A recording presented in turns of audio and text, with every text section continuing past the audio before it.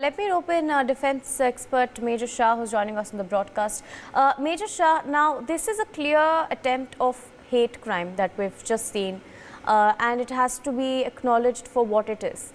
An anti-India force that has been prevalent in Australia, in UK, in Canada for quite some time, and India has been raising these issues.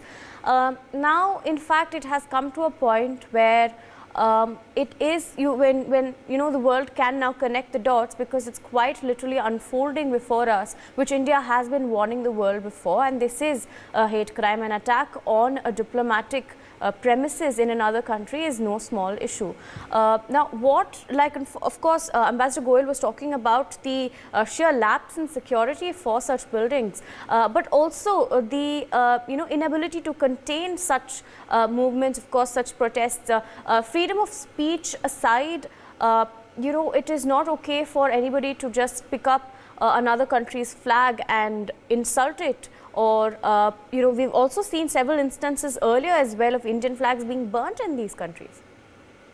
Aarti, it is really disturbing for us that, that the same Tiranga, the same Tricolour, the same national flag which we have risked our lives, my colleagues have sacrificed their lives, we have faced bullets, we have to defend that same Tricolour. Now some frivolous elements come and they remove it and they put their own, I don't know, it's not even a country's flag that they've put.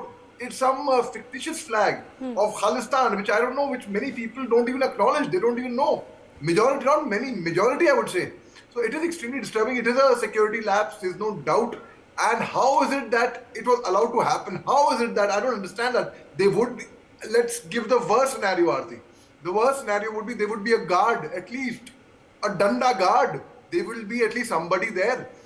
When he is allowing people to enter the premise, that to an embassy, that comes in high security zone, not just in a normal security where they'll check for total, high security zone, and then they go and they put the flag. It is like there's a different unfurling the flag and hoisting the flag. It's a different thing. But the fact, okay, let me put it simple, putting the flag.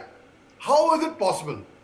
Obviously, I mean, I would see it something as fish. There is something much more that meets the eye. They could be involvement. They could be. I'm not saying I'm not alleging or I'm not accusing anyone. But I see it from this angle. In your own residential society, where we complain anytime the security here is not tight. They allow any visitor to come in and such things.